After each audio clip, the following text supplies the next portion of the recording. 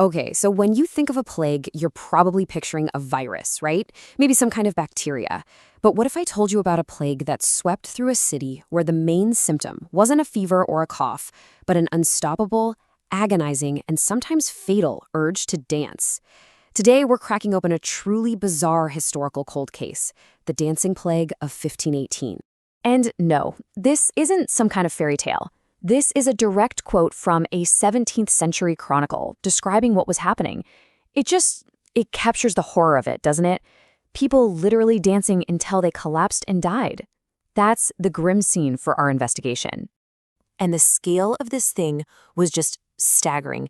At its absolute peak, this dancing mania took hold of up to 400 people in the city of Strasbourg. Think about that, 400 people all moving uncontrollably through the streets. So, that leads us to the big question, the heart of this whole mystery. What in the world could cause hundreds of people to dance non-stop for weeks? Was it some kind of poison, a divine curse, or was it something else entirely? Well, we're going to find out. Every good investigation starts at the scene of the crime. And for us, that's Strasbourg, a city in the Holy Roman Empire during the incredibly hot summer of 1518. And you got to remember, this was a city already under a ton of pressure. And that little detail, it's going to be super important later on. And like so many outbreaks, this whole thing started with just one person, our patient zero. Her name was Frau Troffea. And on July 14th, she walked out of her house and kicked off one of the strangest epidemics in all of human history. You know, Frau Troffea didn't just dance for a little while. She danced for almost a full week straight. Imagine this, she'd collapse from pure exhaustion, her feet swollen and bloody, only to get right back up and start all over again. Her movements weren't joyful. They were described as frenzied. By the time the authorities finally stepped in and sent her away to a shrine, it was already too late. The 𝗏𝗏𝗃𝗏 was spreading. So with this thing spreading, you can bet everyone was desperate for an explanation. We're going to look at the main theories from back then, just like they're suspects in a crime, and we'll weigh the evidence for and against each one. Our first suspect is, well, supernatural. The people of Strasbourg were convinced this was a curse sent by St. Vitus. He was the patron saint of dancers, you see, but also of epileptics. The story went that if you made him angry, he could punish you with this uncontrollable dancing. This wasn't just a casual belief. It was deeply, deeply ingrained in their culture, which made it a really powerful and terrifying explanation at the time. Okay, suspect number 2 is a bit more scientific. Ergot poisoning. Ergot is this mold that can grow on damp rye, which was a staple food. And get this, it has chemicals in it that are similar to LSD. It can cause really bad muscle spasms and hallucinations. So it sounds pretty plausible, right? Maybe a whole city ate some bad bread, and that explains the massive outbreak of weird behavior.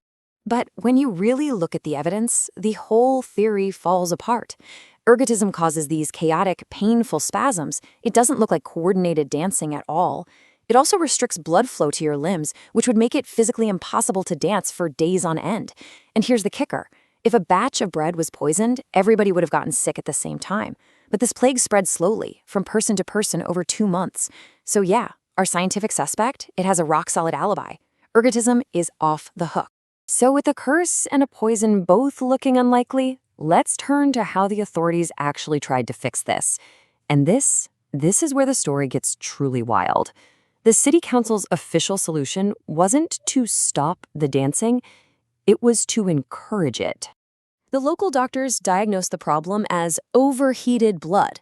So following their advice, the council decided the only cure was for people to literally dance the fever out. And they didn't do it by halves. They built stages in public, they hired musicians to keep a beat going 24/7, and they even paid strong guys to hold the dancers up so they wouldn't collapse. It was basically a city-sponsored dance party designed as a medical treatment. But this cure, it backfired in the worst way possible. Putting all these dancers on public stages with nonstop music, it acted like a massive psychological trigger. People who were already stressed and scared saw this spectacle, and it just pulled them into the mania too. Instead of fizzling out, the plague absolutely exploded. So let's get to our final suspect, which is also the modern verdict on what really happened. The cause wasn't a saint's curse or poison in the bread. No, it was a perfect storm of immense, widespread psychological stress that created one of history's most extreme cases of, well, mass hysteria. And to really get the motive for this psychological crime, you have to understand that Strasbourg in 1518 was a city on the absolute brink. Historians actually call this period the ruthless years. There was famine because of terrible harvests. There were terrifying new diseases like syphilis, on top of old killers like smallpox and the plague. The people were starving, they were sick, and they were living in the state of constant, overwhelming stress. So how does this all actually work? Well, it turns out this is a textbook case of what we now call mass psychogenic illness. You start with a community under extreme stress. Then you have a shared belief, in this case the St. Vitus curse, that gives a kind of script for how that stress comes out. Frau Troffea was the trigger. Her public dancing lit the match, pushing other people into a kind of trance where they lost conscious control. And then the council's cure put that trance on a huge public stage, making it spread like a psychic virus. It's so easy to just write this off as some weird medieval story, right? A relic of a superstitious time. But the phenomenon underneath it all, the mind's incredible power to turn extreme stress into physical symptoms on a massive scale, that is absolutely timeless. Yeah, this wasn't just a one-off thing from the Middle Ages. Mass psychogenic illness happens all the time, even in our modern scientific world. The scripts they change. The 1518 plague wasn't even the first of its kind. There was a huge dancing outbreak in 1374. But look at the more recent stuff. In 1962, a laughing fit started by a few schoolgirls in Tanganyika spread to almost 1,000 people.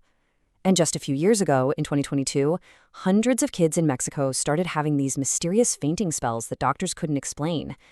In every single case, you have a shared stress that finds a physical way out and then spreads to the community. And that really brings us to a final, pretty provocative question. The stressors are different now. We might not fear famine and curses in the same way, but our world is absolutely filled with its own anxieties. It really makes you wonder, what are the modern versions of the dancing plague? How does our collective stress show itself today? It's a chilling reminder of the profound and sometimes pretty terrifying link between our minds and our bodies.